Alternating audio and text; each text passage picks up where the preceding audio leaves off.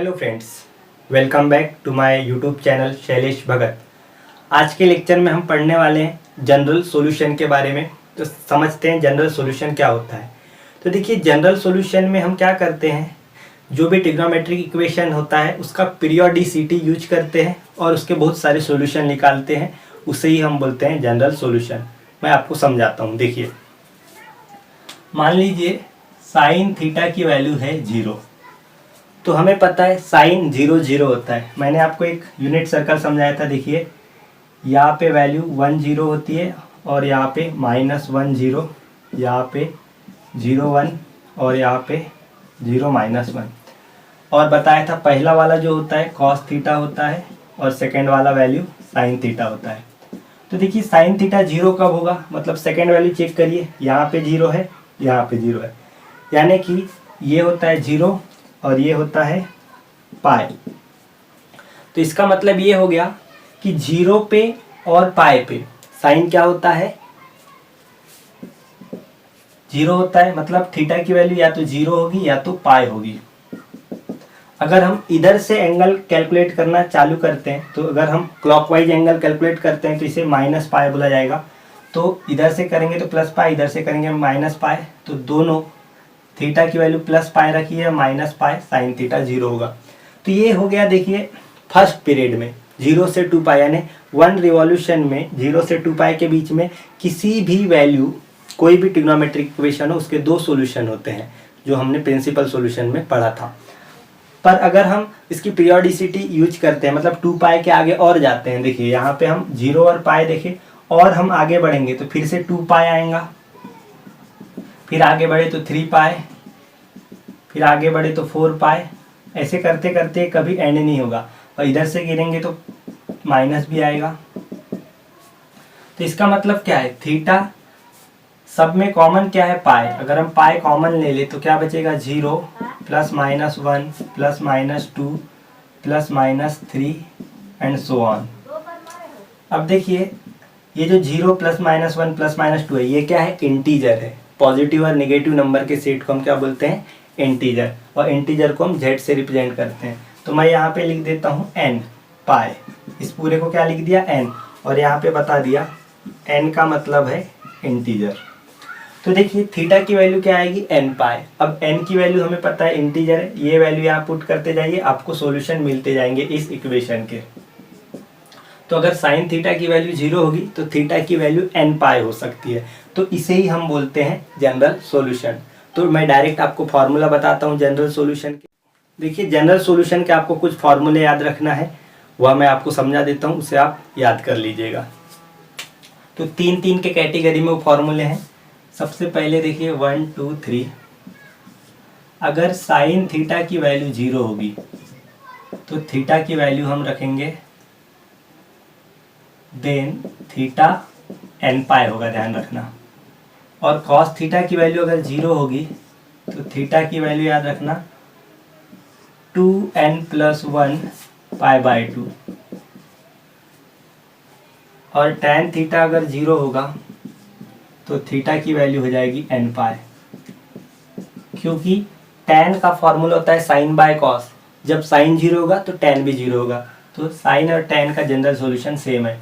पर यहाँ पे सभी में मैं लास्ट में लिखा दूंगा n का मतलब होता है इंटीजर। तो ये 3 हो गया। ये कब यूज होगा, जब आपको कोई एक ट्रिग्नोमेट्रिक इक्वेशन दिया रहेगा और इक्वल्स टू में 0 होगा, तब ये वाले फार्मूला यूज होंगे। पर अगर मान लीजिए ट्रिग्नोमेट्रिक इक्वेशन के साथ कुछ वैल्यू दी है तो उनके लिए अलग फार्मूले हैं, वह समझते हैं हम। तो देखिए, sine theta is equals to कोई वैल्यू दे दी, तो वैल्यू को हम क्या करते हैं, साइन में ही कन्वर्ट करते हैं। जैसे मान लीजिए साइन थीटा 1/2 है, तो 1/2 को हम किस में कन्वर्ट करेंगे, साइन π/6 में। तो π/6 को एक नाम दे देता हूँ, मान लीजिए अल्फा नाम दे देता। तो साइन थीटा अगर साइन अल्फा के बराबर होगा तो थीटा की वैल्यू आपको ध्यान रखना है n pi plus -1 to the power n alpha. उसी प्रकार अगर कॉस थीटा की वैल्यू कॉस अल्फा है तो थीटा की वैल्यू याद रखना 2n pi plus minus alpha.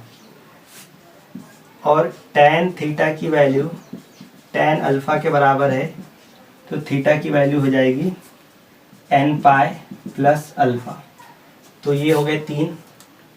और कभी स्क्वायर आ गया, मतलब साइन स्क्वायर इक्वल्स टू 1/4 आ गया या कॉस स्क्वायर आ गया, तो स्क्वायर वाले के लिए भी फॉर्मूला बनाया गया है। तो स्क्वायर वाला बताता हूँ मैं, sine square theta equals to sine square alpha,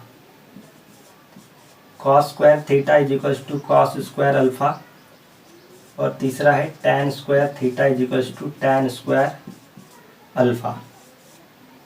तो देखिए इन सभी के लिए एक ही सॉल्यूशन है, वह है theta is equals to n pi plus minus alpha. और सब में ध्यान रखना n का मतलब होता है where n belongs to integer. जब भी आप जनरल सॉल्यूशन लिखेंगे तो वहाँ लिख के दिखाना कि n का मतलब होता है इंटीजर। तो ये फॉर्मूला आप नोट कर लीजिए। एक्सरसाइज 3.1 के जो बचे क्वेश्चन थे सभी इसी से सॉल्व होंगे। तो देखिए एक्सरसाइज 3.1 का क्वेश्चन है, find the general solution of following equation. यानी क्वेश्चन नंबर 3 से लेके बाकी के जितने भी क्वेश्चन है सभी में जनरल सॉल्यूशन निकालना है। तो ये क्वेश्चन नंबर 3 है, इसके 4 सब क्वेश्चन है, इनके हम जनरल सॉल्यूशन देखते हैं। तो जनरल सॉल्यूशन से पहले मैंने जितने फार्मूले लिख के दिया हूँ प्लीज़ उन्हें आप नोट कर लो, उन्हें अच्छे से याद कर लो, तभी आपको ये समझ में आएंगे। तो देखिए सबसे पहला क्या है, sine theta is equals to 1/2। तो सबसे पहले हमें क्या करना है, इस 1/2 को साइन में ही रिप्रेजेंट करना है। तो हमें पता है साइन 30 1/2 होता है, तो 1/2 की जगह हम लिख सकते हैं साइन π/6। अब ये कौन सा फॉर्म हो गया, साइन थीटा साइन अल्फा। तो हम यहाँ पे क्या लिखेंगे, we know if sine theta is equals to sine alpha then theta is equals to n pi plus minus 1 to the power n alpha होता है। इसीलिए देखिए साइन थीटा साइन ये अल्फा है, इसलिए यहाँ पे थीटा की वैल्यू क्या हो जाएगी, n pi plus minus 1 to the power n, और अल्फा की जगह क्या आएगा π/6। तो ये आंसर है, बस बहुत ही सिंपल है। अगर आपको फॉर्मूला पता है तो आप बहुत जल्दी से आंसर निकाल सकते हो। और नीचे लिख देना this is required general solution. इसके बाद देखिए सेकंड क्या है, cos theta is equals to √3/2। तो √3/2 को cos में कन्वर्ट करेंगे। देखिए cos 30 ही √3/2 होता है, तो यहाँ पे हम लिखेंगे cos π/6। अब देखिए ये cos थीटा cos अल्फा है, तो यहाँ पे लिखेंगे we know if cos theta is equals to cos alpha then theta क्या लेते हैं 2n पाई। हाँ, और यहाँ पे लिखना where n belongs to z, इधर इसके नीचे लिख देना where n belongs to z। तो यहाँ पे होगा then theta is equals to 2n pi plus minus alpha. इसीलिए ये थीटा की वैल्यू क्या हो जाएगी, 2n pi plus minus alpha की जगह आएगा π/6। और यहाँ लिखना वेयर, ऐसे साइड में लिखते हैं पर इधर जगह नहीं इसलिए मैं नीचे लिख दे रहा where n belongs to z। और यहाँ लिखना this is required general solution.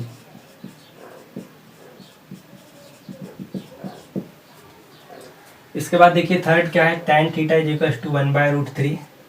तो इसे हम tan में रिप्रेजेंट करेंगे। tan 30 1/√3 होता है, इसलिए यहाँ पे लिखेंगे हम tan π/6।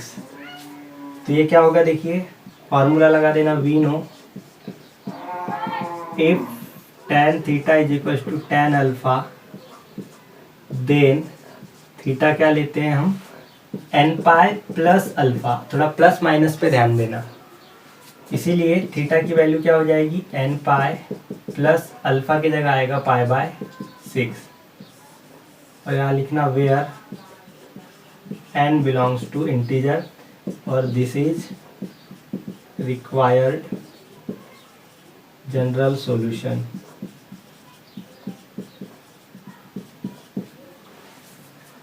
अब देखिए यहाँ पे क्या है, cot थीटा 0। तो cot को हम कन्वर्ट करेंगे tan में, तो ये क्या हो जाएगा tan theta is equals to 0 का रेसिप्रोकल इन्फिनिटी।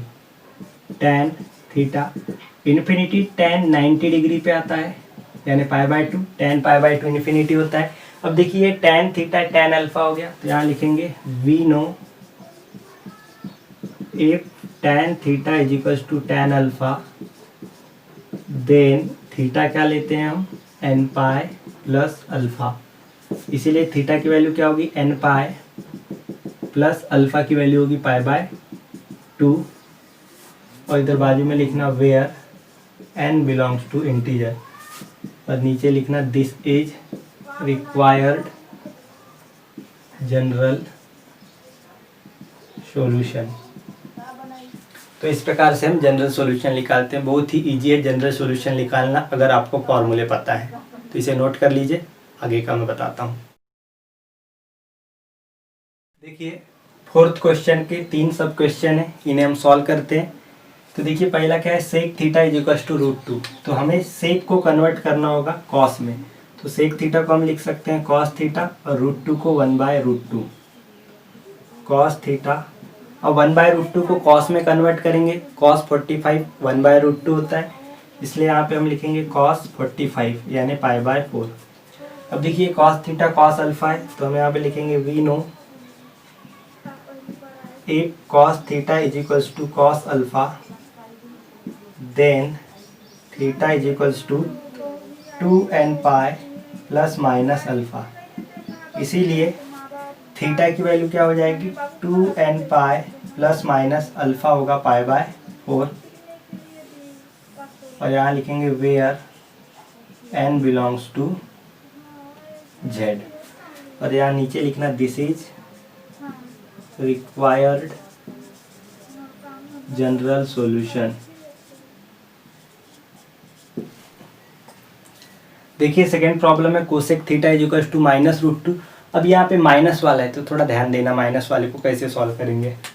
तो यहाँ पे हम लिखेंगे, पहले तो कोसेक को कन्वर्ट करेंगे साइन में, माइनस एज इट इज √2 को लिखेंगे 1/√2 साइन थीटा माइनस 1/√2 को साइन में ही कन्वर्ट करेंगे। तो हमें पता है साइन 45 डिग्री 1/√2 होता है, तो यहाँ लिखेंगे साइन 45 डिग्री यानी π/4।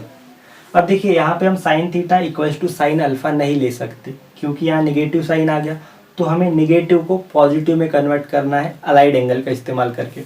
अब देखिए माइनस साइन थीटा जो होता है, यानी कि साइन निगेटिव थर्ड क्वाड्रेंट और फोर्थ क्वाड्रेंट में होता है, तो थर्ड और फोर्थ में से छोटा वाला चुनना, थर्ड वाले को चुनना। तो हम यहाँ पे लिख देंगे sine theta is equals to minus हट जाएगा, यहाँ पे लिख सकते हो आप साइन, थर्ड वाले का नाम क्या होता है पाई प्लस, तो हमें आप क्या लिखेंगे पाई प्लस, और प्लस के बाद में ये वाला एंगल लिखना π/4।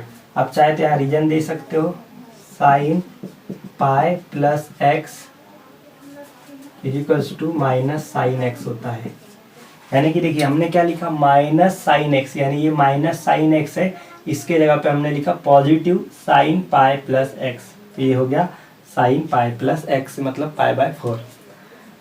तो साइन थीटा क्या होगा, साइन 4 पाई प्लस पाई 5 π/4। अब इसको हम कंपेयर कर सकते हैं, तो यहाँ पे लिखना we know if sine theta is equals to sine alpha, then theta क्या होता है n pi plus -1 to the power n alpha. इसीलिए थीटा क्या हो जाएगा n pi plus -1 to the power n, और अल्फा की वैल्यू रहेगी 5 π/4 where n belongs to z। और यहाँ लिखना this is required general solution.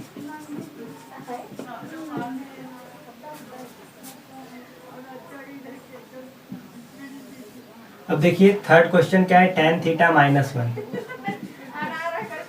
अब देखिए यहाँ पे 1 को tan में लिखेंगे तो tan 45 ही होता है, tan π/4।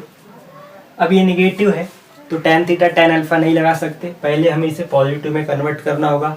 तो हमें पता है देखिए tan निगेटिव होता है सेकेंड में और फोर्थ में, तो दोनों में से छोटा चुनना है। तो छोटा कौन सा होता है, सेकेंड वाला। तो हम यहाँ पे लिखेंगे tan theta is equals to tan, second quadrant में होता है पाई माइनस π/4। आप यहाँ रीजन दे सकते हो tan पाई माइनस एक्स के जगह हमने लिखा टेन एक्स, ये रीजन है। यानी देखिए सॉरी माइनस टेन एक्स, यानी माइनस टेन एक्स के जगह क्या लिखना है आपको, टेन पाई माइनस एक्स। तो minus ten pi by four की जगह आएगा ten pi minus pi by four, tan theta tan four pi minus pi हो जाएगा थ्री पाई बाय फोर। अब ये हो गया टेन थीटा टेन अल्फा, तो हम लगा सकते हैं वो फॉर्मूला। तो यहाँ लिखेंगे we know if tan theta is equals to tan alpha, then theta क्या लेते हैं हम, टेन वाला है तो एन पाई प्लस अल्फा लेते हैं, इसलिए थीटा क्या हो जाएगा एन पाई, और अल्फा की वैल्यू हो जाएगी थ्री पाई बाय फोर। तो ये रहेगा answer, where n belongs to Z. This is required general solution. देखिए क्वेश्चन नंबर 5 क्या है, first sine two theta is equals to 1/2। तो देखिए थीटा की जगह कुछ भी आ सकता है उसके मल्टीपल में, उसके डिवाइड में, पर वैल्यू वही रहेगी जो आपके ट्रिग्नोमेट्रिक टेबल की है। तो देखिए यहाँ पे हम क्या लिखते हैं, सबसे पहले sine two theta equals to, इसे साइन में ही कन्वर्ट करेंगे तो साइन 30 डिग्री होता है 1/2, यानी पाई बाय 6 को 30 डिग्री बोलते हैं। अब देखिए यहाँ पे हम लगा सकते हैं we know if sine theta is equals to sine alpha, then theta क्या लिखते हैं n pi plus minus 1 to the power n alpha. अब थोड़ा ध्यान देना, यहाँ पे साइन थीटा साइन अल्फा है, तो यहाँ पे थीटा की वैल्यू है 2 थीटा, इसलिए यहाँ पे क्या आएगा 2 theta is equals to n pi plus minus 1 to the power n, और अल्फा की वैल्यू होगी पाई बाय 6। अब हमें तो वैल्यू निकाल, जनरल सॉल्यूशन निकालना है। सॉल्यूशन का मतलब होता है वेरिएबल की वैल्यू, तो हमें 2 थीटा की वैल्यू नहीं निकालना है, ओनली थीटा की वैल्यू निकालना है। तो 2 से इसको डिवाइड करना होगा, इसको 2 से डिवाइड करेंगे तो सारे टर्म्स को 2 से डिवाइड करना होगा। तो देखिए क्या होगा यहाँ पे आप लिख सकते हो divide throughout by 2 we get. तो देखिए इसको 2 से डिवाइड करेंगे तो होगा थीटा, इसको 2 से डिवाइड करेंगे तो होगा एन पाई बाय 2, इसको 2 से डिवाइड करेंगे तो ये होगा पाई बाय 12। यहाँ पे लिख सकते हो where n belongs to Z, और this is required general solution. इसके बाद देखिए ये है tan 2 theta by 3 equals to √3। तो सबसे पहले √3 को हमें tan में कन्वर्ट करना होगा, ये एज इट इज। देखिए tan 60 डिग्री मतलब tan पाई बाय 3 √3 होता है। ट्रिग्नोमेट्रिक टेबल की जो वैल्यूज हैं उन्हें अच्छे से याद कर लीजिए आप। अब यहाँ पे देखिए क्या होगा, we know if tan theta is equals to tan alpha, then theta की वैल्यू हम लेते हैं n पाई प्लस अल्फा। यहाँ पे देखिए थीटा ना होके 2 थीटा बाय 3 है, इसलिए हम यहाँ लिखेंगे 2 थीटा बाय 3, और n पाई प्लस अल्फा की जगह आएगा पाई बाय 3। वैल्यू हमें थीटा की निकालना है तो ये कैंसिल होना चाहिए। 2/3 को कैंसिल करना है तो इसके रेसिप्रोकल से हमें मल्टीप्लाई करना होगा। अगर हम यहाँ 3/2 से मल्टीप्लाई करेंगे तो 3 से 3 कैंसिल होगा, 2 से 2, तो हम यहाँ पे लिखेंगे multiply throughout by 3/2 we get. इसे ज़रूरत नहीं है लिखने की, आप डायरेक्ट भी लिख सकते हो, पर मैं लिख के दिखा दिया। देखिए अगर हम 3/2 से यहाँ मल्टीप्लाई करेंगे 3/2 तो ये कैंसिल हो जाएगा, यहाँ बचेगा थीटा। यहाँ 3/2 से मल्टीप्लाई करेंगे तो ये क्या हो जाएगा, देखिए 3n पाई बाय 2, और यहाँ 3/2 से मल्टीप्लाई करेंगे तो 3 कैंसिल, पाई बाय 2 बचेगा। Where n belongs to z, और आप यहाँ लिख सकते हो this is required general solution. इसके बाद देखिए थर्ड क्या है, cot 4 थीटा इक्वल्स टू -1।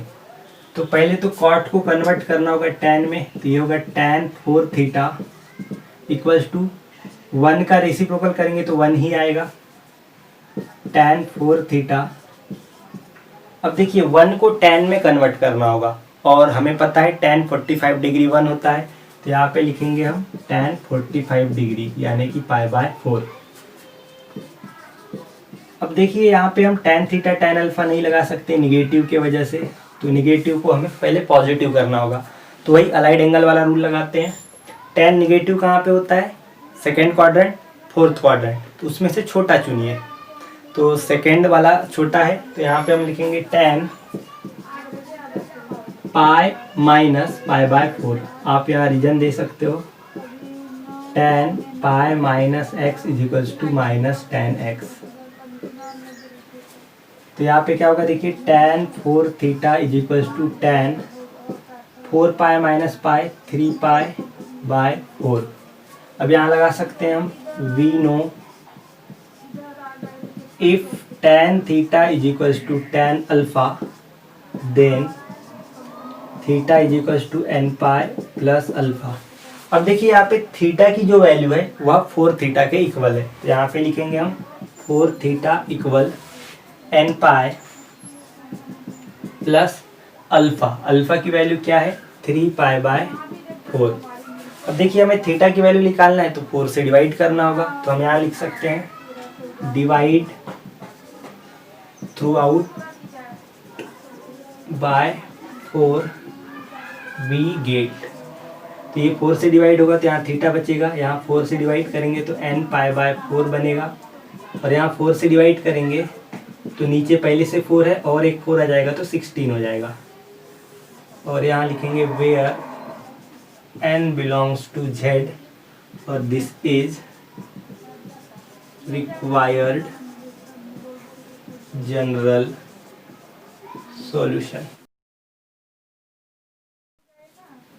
देखिए क्वेश्चन नंबर 6 का फर्स्ट क्वेश्चन है 4 cos² = 3, सेकेंड है 4 sin² = 1। तो यहाँ पे स्क्वायर यूज किया गया है, तो देखिए मैंने स्क्वायर वाला भी लिख के दिया है, sin² theta sin² alpha cos² theta cos² alpha, तो यहाँ पे स्क्वायर वाला यूज होगा। तो देखिए सबसे पहले हमें क्या करना होगा, cos² थीटा = 3/4 लिखना होगा। फिर राइट में जो वैल्यू होगी उसे भी स्क्वायर में रिप्रेजेंट करना होगा। तो देखिए ऐसा कौन सा नंबर है जिसका स्क्वायर करेंगे तो 3/4 आएगा, तो इनके स्क्वायर रूट ले लीजिए। 3 का स्क्वायर रूट होता है √3 और 4 का होता है 2, यानी √3/2 का स्क्वायर होता है 3/4। अब इसे हम क्या लिखेंगे, cos² थीटा, √3/2 को cos में कन्वर्ट करेंगे तो हमें पता है cos 30 डिग्री √3/2 होता है, तो यहाँ पे होगा cos 30 मतलब π/6 और ये स्क्वायर।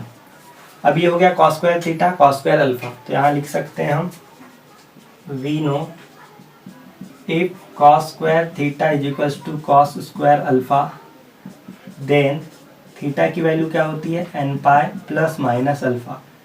इसलिए देखिए यहाँ पे थीटा है, nπ ± अल्फा की जगह आएगा π/6, और आप यहाँ लिख सकते हो where n belongs to z और this is required general solution. Second देखिए क्या है, 4 sin² थीटा = 1। तो यहाँ से हम पहले sin² थीटा की वैल्यू कैलकुलेट करते हैं। 4 इधर जाएगा 1/4। अब देखिए 1/4 को स्क्वायर में रिप्रेजेंट करना होगा, तो देखिए ये क्या हो जाएगा 1/2 का स्क्वायर। 1/2 का स्क्वायर होता है 1/4 sin² थीटा। अब 1/2 साइन में कौन से एंगल पे होता है, 30 डिग्री पे, तो यहाँ पे हम लिखेंगे sin² 30 डिग्री मतलब π/6, ये स्क्वायर ये वाला है। अब देखिए यहाँ पे लगेगा we know if sin² theta = sin² alpha then theta क्या लेते हैं हम n pi plus minus 1 power n alpha. इसीलिए थीटा क्या होगा, n pi plus minus 1 to the power n alpha की जगह पाई बाय 6। और आप यहाँ लिख सकते हो where n belongs to Z, और this is required general solution. अब देखिए थर्ड प्रॉब्लम है, cos 4 theta equals to cos 2 theta. देखिए यहाँ पे वैल्यू नहीं दी गई है, cos 4 theta equals to cos 2 theta है, दोनों साइड एंगल दिए गए हैं। तो इसको थोड़ा अलग तरीके से सॉल्व करेंगे। तो देखिए इसको सॉल्व कैसे करेंगे, सबसे पहले हम इसे इधर ला लेंगे, cos 4 थीटा और ये हो जाएगा cos 2 theta equals to 0, plus cos theta इधर आया माइनस cos 2 थीटा। अब देखिए यहाँ पे हम कौन सा फार्मूला बोलते हैं उसको, फैक्टराइजेशन फार्मूला। फैक्टराइजेशन फार्मूला लगाएंगे, मैं बता देता फैक्टराइजेशन फार्मूला क्या है। cos c minus cos d अगर हम करते हैं तो इसका आंसर क्या आता है, -2 sine c plus D by 2 into sine c minus D by 2। तो देखिए यहाँ पे c की वैल्यू है 4 थीटा और d की वैल्यू है 2 थीटा, इसलिए क्या होगा, इसको अगर हम सॉल्व करेंगे तो आएगा -2 sine c plus D by 2, यानी 4 थीटा प्लस 2 थीटा होगा 6 थीटा बाई 2 3 थीटा हो जाएगा ये, इंटू तो ये क्या होगा, देखिए 4 theta minus 2 theta 2 theta divide by 2 हो जाएगा थीटा इक्वल्स टू 0। अब -2 इधर जाएगा तो क्या बनेगा, sine 3 theta equals to 0, sorry sine 3 theta into sine theta, -2 इधर गया 0 बन गया। अब देखिए दोनों का मल्टीप्लिकेशन 0 है, तो यहाँ पे दो कंडीशन बनेंगी, साइन थीटा 0 या फिर साइन थीटा 0। तो हमें पता है कि अगर साइन थीटा की वैल्यू 0 आई तो थीटा की वैल्यू हम लेते हैं एन पाई। यहाँ पे हम लिख सकते हैं 3 theta is equals to n pi, तो थीटा की वैल्यू क्या हो जाएगी, एन पाई बाय 3। और इसको सॉल्व करेंगे तो साइन थीटा 0 है तो थीटा क्या हो जाएगा, एन पाई। तो ये दोनों आंसर हैं, where n belongs to Z. यहाँ लिख सकते हैं these are required general solution.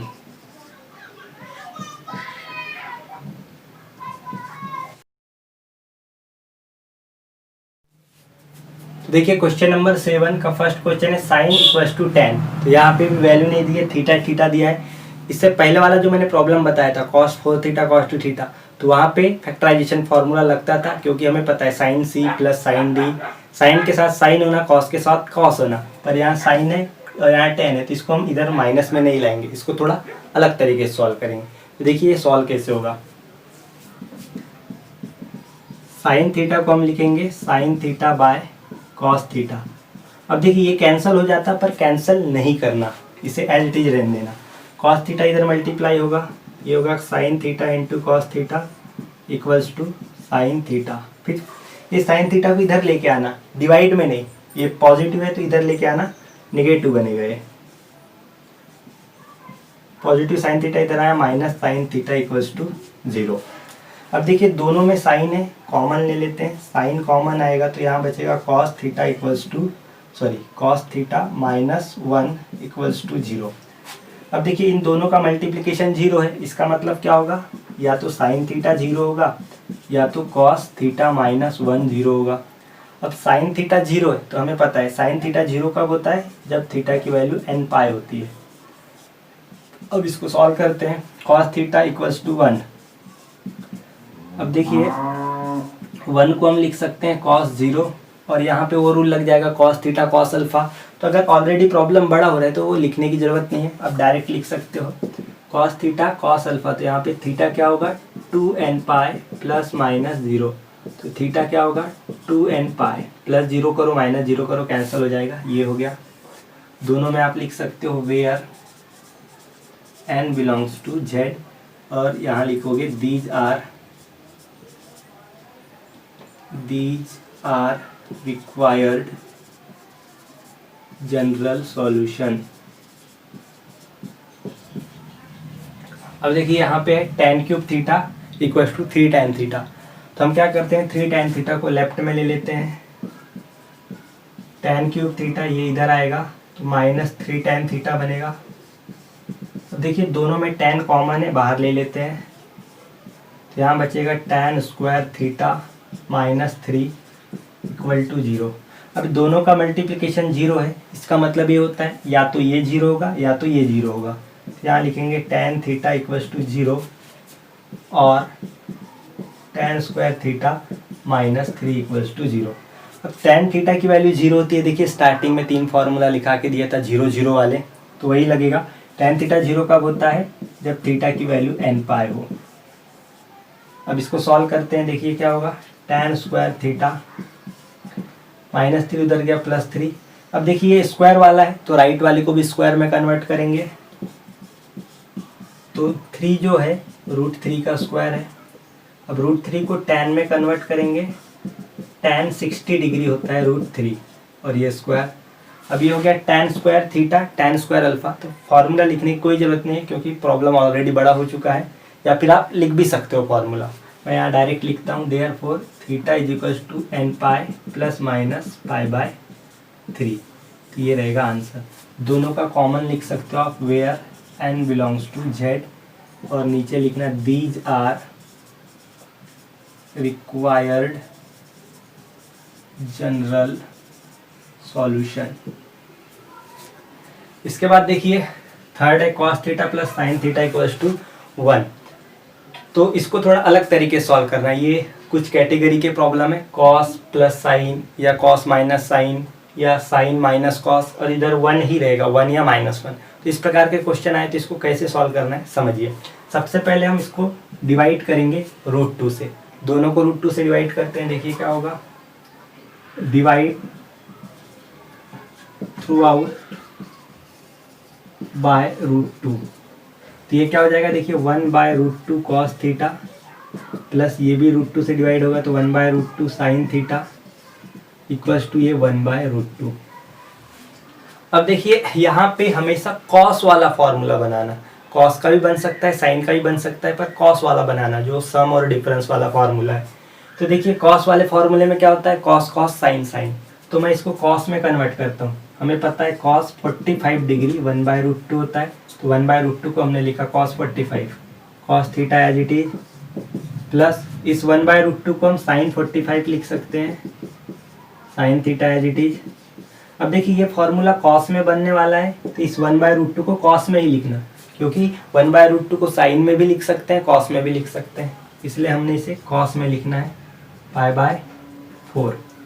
अब देखिए ये क्या हो गया, cos A cos B plus sine A sine B। तो ये फॉर्मूला है cos A माइनस B का, इधर क्या हो जाएगा cos π/4। अब यहाँ पे वही रूल लगाएंगे cos थीटा cos अल्फा वाला। तो यहाँ पे देखिए cos थीटा cos अल्फा के बराबर है, इसीलिए थीटा यानी कि ये जो π/4 माइनस थीटा है ये किसके बराबर हो जाएगा, 2n पाई प्लस माइनस π/4 के बराबर। यानी कि ये हो गया थीटा, ये हो गया अल्फा। तो थीटा क्या होता है 2n pi plus minus alpha. अब हमें थीटा की वैल्यू निकालना है, तो देखिए इसको दो तरीके से सॉल्व होगा, क्योंकि एक बार प्लस एक बार माइनस। तो हम यहाँ लिखेंगे π/4 minus theta equals to 2n pi plus π/4, या फिर π/4 minus theta 2n pi minus π/4। अब देखिए मुझे थीटा की वैल्यू चाहिए, तो ये माइनस थीटा है, इस माइनस थीटा को इधर लेके जा, या फिर एक काम कर सकते हैं, ये प्लस π/4 कैंसल, तो यहाँ बचेगा माइनस थीटा 2n पाई थीटा, माइनस साइन उधर शिफ्ट करेंगे तो होगा -2n पाई। और यहाँ पे देखिए ये प्लस π/4 है, उधर माइनस π/4 कैंसिल नहीं होगा, तो माइनस थीटा 2n पाई। अब π/4 उधर जाएगा तो देखिए माइनस π/4 और माइनस π/4 यानी -45 और -45 क्या होगा -90। तो हम इसको लिखेंगे -π/2। तो थीटा क्या हो जाएगा, माइनस साइन उधर शिफ्ट होगा तो पॉजिटिव नेगेटिव वाला पॉजिटिव बनेगा और पॉजिटिव वाला नेगेटिव। ये रहेगा आंसर। यहाँ पे आप लिख सकते हो where n belongs to z, और नीचे लिख देना these are required general solution. देखिए क्वेश्चन नंबर 8 क्या है, which of the following equations have solution. इनमें से कौन से इक्वेशन ऐसे हैं जिनका सॉल्यूशन निकल सकता है। तो देखिए यहाँ पे क्या है, cos 2 theta is equals to -1। देखिए cos 2 थीटा, यहाँ पे -1 हमें पता है, यूनिट सर्कल मैंने बताया था। -1 यानी कि आपका ये cos है, यानी कि x वाला ढूंढना होगा, x -1 यानी 180 डिग्री। cos पाई याद रखना, वैल्यू cos पाई -1 होता है। देखिए यहाँ पे cos 2 theta equals to cos pi, हमें आपसे पूछा है कि सॉल्यूशन है या नहीं। यहाँ पे जनरल सॉल्यूशन निकालना है, ऐसा कुछ बोला नहीं है, तो जनरल वगैरह से हम नहीं जाएंगे। तो देखिए cos 2 थीटा cos पाई है, तो 2 थीटा किसके बराबर होगा, पाई के बराबर, और थीटा कितना होगा, पाई/2। मतलब ये इसके पास सॉल्यूशन देखिए आ रहा है, तो हम यहाँ पे क्या लिखेंगे, therefore given equation have solution. इसके बाद देखिए ये क्या है, cos square theta is equals to -1, तो इसको हमें स्क्वायर में रिप्रेजेंट करना होगा। अब देखिए ऐसा कौन सा नंबर है जिसका स्क्वायर करने पे -1 आए, तो हमें पता है ऐसा कोई भी नंबर नहीं है जिसका स्क्वायर करेंगे तो निगेटिव आंसर आए। तो हम यहाँ पे क्या लिखेंगे, square of every real number is positive.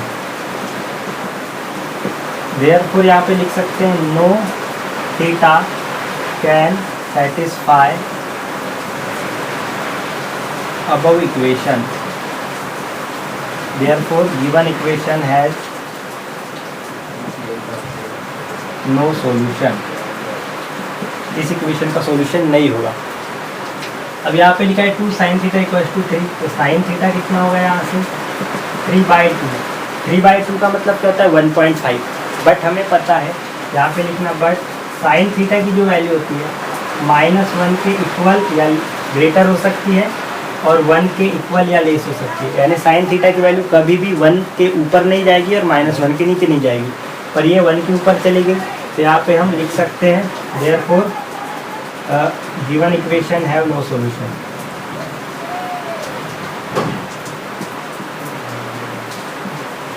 अब यहाँ पे क्या है, 3 tan theta is equals to 5। यहाँ पे क्या होगा, tan theta is equals to 5/3। अब देखिए ये सॉल्व हो सकता है क्योंकि tan थीटा की वैल्यू इन्फिनिटी तक जाती है, बट ये हमारी टेबल में नहीं है, टेबल में नहीं है, फिर भी हम सॉल्व कर सकते हैं। यहाँ पे लिख सकते हैं, वी नो, तो tan थीटा होता है, tan थीटा की जो वैल्यू है -इन्फिनिटी से इन्फिनिटी तक चलती है, तो कुछ भी वैल्यू हो सकती है, इसलिए गिवन इक्वेशन हैव सॉल्यूशन।